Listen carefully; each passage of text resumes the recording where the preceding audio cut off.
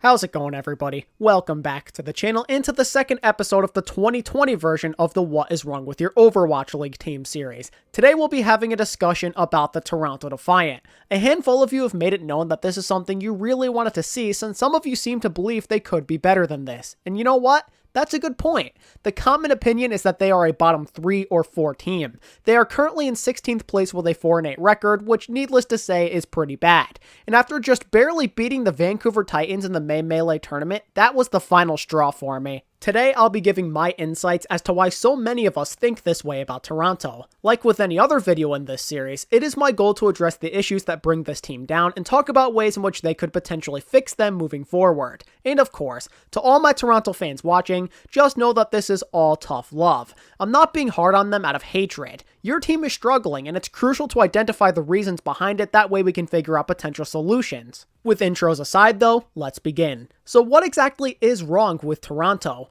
What has put them in this current predicament? Well, let's start with the roots. Coming into Season 3, Toronto decided to take the marketable approach. By signing multiple Canadian players and a few other popular guys like Kareev, they could instantly gain a larger fan base. From the standpoint of making a profit and becoming popular, this was a genius idea. But the problem with taking this approach is that it won't necessarily translate into a successful season. There's quite a few pieces on this team who are far too inconsistent. Some of the big ones are Agilities, Logics, and Beast. When these guys are feeling it, they're really hard to stop, but the big problem is that it's not always easy to turn that switch on and off. When they have a hard time getting it going, like we've seen already on numerous occasions, it hinders Toronto's ability to stay in games. If you want to contend for a spot in the playoff race, you really can't afford to be like this. I will say though, Logics and Beast have been a bit better with this as of late, so maybe they'll improve with this problem over time. Beast in particular I have high hopes for now that Numlocked is his tank coach. I can't say the same for Agilities though. This year has been a mess for the guy. He's never been much of a May player in his career, and Season 3 is prime evidence that not much has changed. His Echo can clearly use some work too.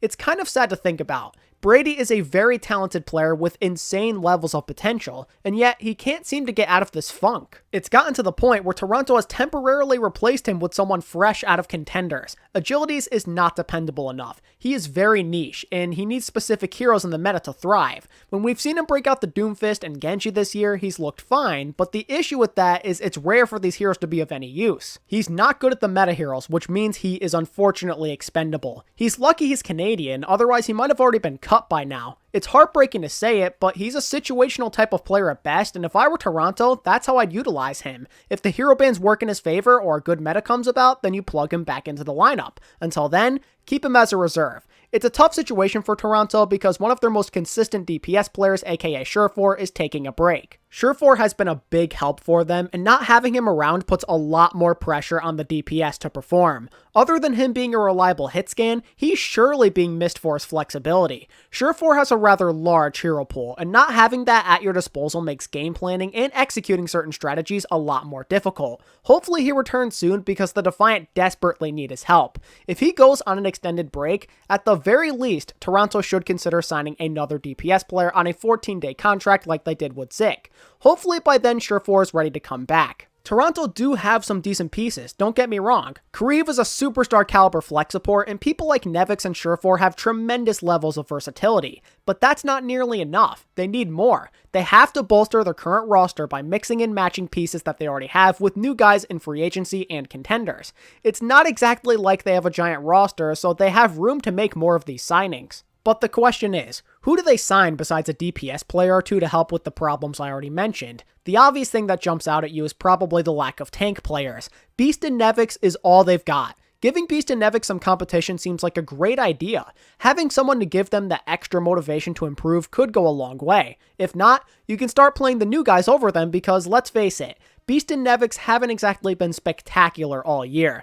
They have bright spots and everything, but not enough of them. At the very least, I would love for them to get someone to play over Beast in certain situations. Beast is at his best when he gets access to the Winston, and sometimes his Reinhardt looks pretty strong too, but there's been a few instances where he has gotten exposed, so having a better Orisa player in particular on your squad could help solve some of these obvious struggles on bunker and double shield comps. You don't even have to completely stop using Beast. He could very much still be useful. Making him a meta-specific player like agility seems like a pretty smart idea to me. Toronto doesn't have much to lose here. They aren't exactly in a great position right now, so you might as well try some stuff out with new players. Getting another skill player or two would be ideal, but I wouldn't mind if Toronto took a different route, and that brings me to my next point. If I was in charge of the Toronto Defiant, I would consider signing some more vocal players. Getting Cruz on board is a really good start with this, but it's not enough. Let's face it, the Defiant are filled with reserved players who are better known for their mechanics or flexibility rather than for communication and leadership. Agilities, Nevics, Logics, all of them are laid back and are kind of quiet in comms, and Kareev can't speak English all that well, so sometimes he can be hard to understand. This was one of my many fears for Toronto heading into Season 3. Lack of leadership. You need people to step up and guide the others, but it can't just be one guy. Cruz is going to help with this issue a lot, but it would be foolish to assume he can do it all alone. Most great teams have 2 or more players to lead the pack. Look at the Shock or the NYXL over the years. They are filled with these types of players. When everybody is so relaxed, there's no sense of direction. If things go wrong, then who will be there to steer them back in the right place? Cruz can try his best to help guide everybody, but it's very stressful to take something like that on all alone. They need another high energy type of player. I firmly believe that a talkative player at main tank or off tank would be super beneficial.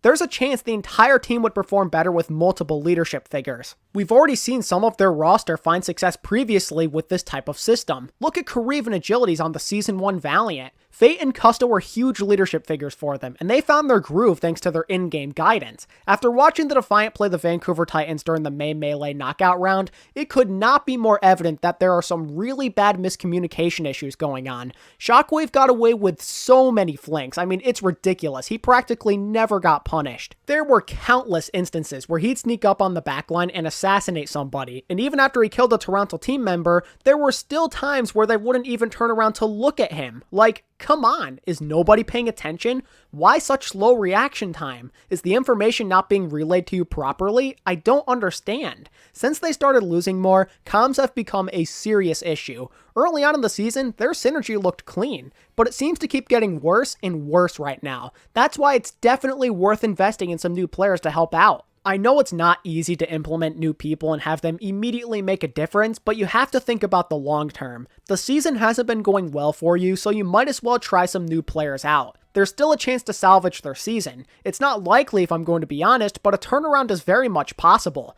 Give it some time and build up your team properly, and maybe you could string together a decent win streak or possibly even pull off an upset or two in a future regular season tournament. It's a lot easier said than done, but all you need is top 4 and you immediately get one bonus win under your belt. Other than all of that though, the other potential solution is starting to do what I said about Boston a few weeks ago. If a specific meta proves to not be your strong suit, then start playing more off-meta comps. Don't be constant slaves to the meta if you're not good at it. You never know when you might find something that works for you and allows for you to be more competitive at the same time. Since Punk joined Boston, we've already seen them do a bit more of that. They've looked more towards Rein Zarya tank combinations, and look where it's gotten them. Not to mention they've been letting Myungbong play a lot more Ana, which is clearly his strongest hero. When your team is low in the standings, this is low risk, high reward. If it fails to make a difference, then it's whatever because you wouldn't have done any better on what is meta anyway.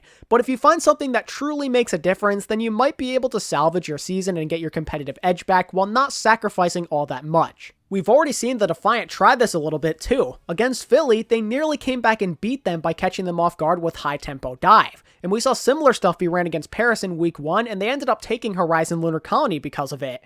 Working with what you're good at while implementing good game plans is something that makes a bigger difference than you might think. Outcoaching your enemies and staying a few steps ahead can really work. If I was in charge, I'd try experimenting. Use your heads and find a set strategy. It's okay if it doesn't work, but being too scared to try is not going to help your situation. Toronto is such a weird team because unlike other struggling rosters out there, they don't have a ton of underlying issues. More or less, it's a lack of players at specific positions, bad inconsistencies, and not enough leadership among the players. The sad truth of the matter is that this team wasn't exactly built for success. For marketing and building a fan base, they are A+ for sure, but simply from the roster perspective, they were definitely one of the weaker teams heading into Season 3. If things continue the way they are, they might be sitting at the very bottom of the standings before you know it. Hopefully they come up with some well-needed solutions before it's too late. With that said, that's going to wrap up what I think is wrong with the Toronto Defiant, as well as how I'd go about trying to improve them moving forward. What do you think is wrong with the Defiant? What do you think they should try and do to improve as a team? Let me know down in the comments. If you enjoyed the video, then it would mean a lot to me if you could hit the like button and subscribe to the channel if you're new. And if you're interested in further supporting me, consider becoming a channel member, joining the community Discord, or following me on Twitter at ATP Overwatch. Anyway, that's going to do it. Thanks so much for watching. I really do appreciate it. And until next time, this is ATP, signing out. Peace.